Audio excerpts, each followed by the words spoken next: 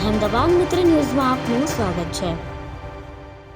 વડોદરા શહેરના વાઘોડિયા રોડ પર વૈકુંઠ 4 રસ્તા પાસે આવેલ સનરાઈઝ ટાવરમાં ચાલતા દેહ વેપારના ધંધાનો વડોદરા શહેર પોલીસની એન્ટી હ્યુમન ટ્રાફિકિંગ યુનિટ AHTUએ પર્દાફાશ કર્યો છે અને 11 યુવતીઓને રેસ્ક્યુ કરી છે। 2 આરોપીઓની ધરપકડ કરવામાં આવી છે અને મુખ્ય આરોપી સહિત 3ને વોન્ટેડ જાહેર કરાયા છે। એન્ટી હ્યુમન ટ્રાફિકિંગ યુનિટના અરનામ હેઠળ કોન્સ્ટેબલ યુવરાજસિંહ કપુરાએ પોલીસ સ્ટેશનમાં નોંધાવેલી ફરિયાદ પ્રમાણે એન્ટી હ્યુમન ટ્રાફિકિંગ યુનિટની ટીમને મળેલી ગુપ્ત બાતમી મુજબ એક મહિલા આર્થિક લાલચ આપીને પરપ્રાંતીય જરૂરિયાતમંદ યુવતીઓને વડોદરા બોલાવીને પોતાના ફ્લેટમાં રાખતી અને ઈચ્છુક ગ્રાહકો સાથે 1200 થી 1500 રૂપિયા રોકડા રૂપિયાની લેવડ દેવડ કરી અનૈતિક દેહ વેપાર કરાવતી હતી।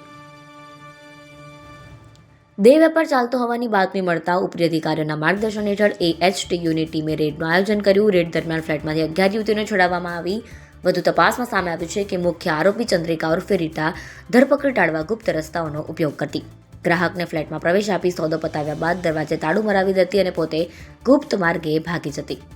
પોલીસે તાળું તોડી અંદર પ્રવેશ કરતા આશ્ચર્યજનક રીતે ફ્લેટના સ્લેબમાં કાપો કરીને લોખંડની સીડી બેસાડવામાં આવી હોવાનું જણાઈ આવ્યું। ઘરમાં રાખવામાં આવેલ સોફાની નીચે ભોંયરું બનાવવામાં આવ્યું હતું, જેનાથી મકાનમાંથી નીચેના માળે આવેલ દુકાનમાં અવરજવર થઈ શકે।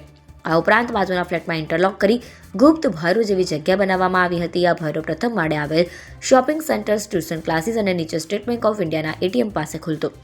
ફરાર આરોપીઓનો પહેલા પણ દેહ વેપાર અને માનવ તસ્કરી સંબંધિત ગુનાઓમાં ઇતિહાસ છે, જેમાં પાણીગેટ પોલીસ સ્ટેશનમાં ઇમોરલ ટ્રાફિક પ્રિવેન્શન એક્ટ તેમજ પોક્સો એક્ટ હેઠળના ગુનાઓ નોંધાયેલા છે। રેડમાંથી રોકડા રૂપિયા 4100, 2 મોબાઈલ ફોન, નિરોધકો, એપલ લેપટોપ, વિવિધ નામના 11 લાઇટ બિલ સહિત કુલ રૂપિયા 44100નો મુદ્દામાલ કબજે કરવામાં આવે છે। એન્ટી હ્યુમન ટ્રાફિકિંગ યુનિટના PI CH આસુંદ્રા અનુસાર બાતમીને આધારે રેડ કરી 2 આરોપીને ધરપકડ કરવામાં આવી છે। 10 પશ્ચિમ બંગાળ અને 1 દાર્જિલિંગની યુવતીઓ જે મળી આવી હતી તેમને છૂટી કરાઈ છે, એટલે કે રેસ્ક્યુ કરાઈ છે। આ મામલે કપુરાઈ પોલીસ સ્ટેશનમાં ફરિયાદ નોંધાવીને વધુ તપાસ શરૂ કરાઈ છે। અહેમદાબાદ મિત્ર ન્યૂઝની YouTube ચેનલને સબસ્ક્રાઇબ કરો અને બેલ આઇકોન જરૂરથી દબાવો, જેથી દરેક મહત્વના વિડીયોની નોટિફિકેશન તમને મળતી રહે।